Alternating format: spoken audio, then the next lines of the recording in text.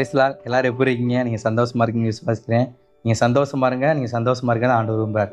அதாவது ஒரு காட்டில் நரியும் பூனையும் என்ன பண்ணுதுன்னா நடந்து போயிட்டு ரெண்டுமே பேசிகிட்டே போயிட்டுருக்கு. அப்போ நரி வந்து தன்னோட பெருமையை காட்டுறதுக்காக என்ன பண்ணுது அப்படின்னா, எனக்கு 100 தந்திரம் தெரியும், உனக்கு எத்தனை தந்திரம் தெரியும்னு சொல்லி பூனையை பார்த்து கேட்குது. அப்போ பூனை சொல்லுது, எனக்கு ஒரே ஒரு தந்திரம் தான்ப்பா தெரியும் அப்படின்னு சொல்லி சொல்லுது.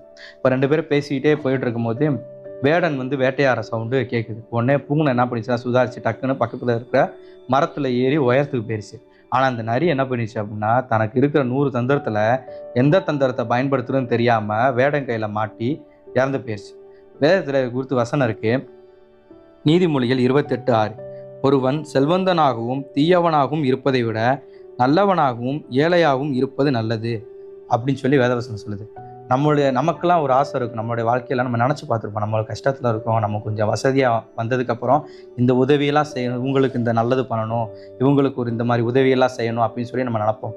ஆனால் நம்ம இதுவே வசதி வந்ததுக்கப்புறம் நம்மளுடைய வசதி வரும்போது ஆசையை சேர்ந்து வளரும். ஆமாம், வசதி வந்ததுக்கப்புறம் ஆசையை சேர்ந்து வளரும்போது தனக்கு தேவையானது மட்டுமே சேர்த்து வைக்க நினைப்போமே தவிர்த்து மற்றவங்களுக்கு உதவணுன்ற எண்ணம் என்ன இருக்குன்னா குறைஞ்சிரும்.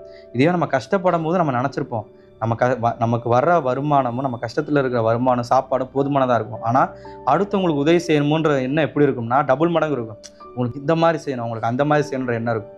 ஆனால் வசதி இருந்ததுக்கப்புறம் நமக்கு வசதி டபுள் மடங்கு இருக்கும், ஆனால் உதவி செய்கிற எண்ணம் என்ன இருக்குன்னா குறைஞ்சிரும். அப்போது நம்ம என்னென்னா, இப்போ இந்த வீடியோ பார்த்துக்கிற நீங்கள் சரி நானும் சரி நம்ம நினச்சிக்கிட்டு இருப்போம், அதாவது வசதி வந்ததுக்கப்புறம் உதவி பண்ணணும் அப்படின்னு இல்லாமல் நம்ம கையில் ஒரு 10 ரூபா இருக்குது, அதில் ஒரு ரூபா கொடுத்தாலும் நம்ம கஷ்டத்தில் அந்த ரூபா கொடுத்தோன்ற சந்தோஷம் ரொம்ப திருப்தி இருக்குது. ஆனால் வசதி இருந்ததுக்கப்புறம் அந்த ரூபா கொடுத்தா அந்த சந்தோஷம் திருப்தி இருக்காது. இப்போ எக்ஸாம்பிள் இப்போலாம் பார்த்தீங்க அப்படின்னா வெயில் காலம் ரொம்ப வந்துருச்சு.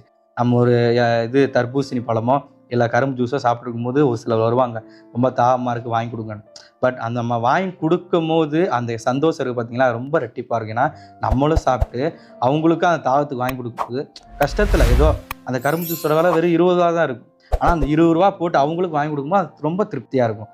அதனால நம்ம இருக்கிற அந்த வாழ்கிற காலத்தில் நம்ம வசதியாக வந்ததுக்கப்புறம் உதவி பண்ணிக்கலாம் அப்படின்னு நினைக்காம இருக்கிற அந்த கஷ்ட காலத்துலேயும் கூட சின்ன சின்ன உதவி செஞ்சு நம்மளும் சந்தோஷமாக இருப்போம், மற்றவங்களையும் சந்தோஷமாக இருப்போம். கர்த்தர் உங்களை ஆசீர்வதிப்பார். ஆமென்.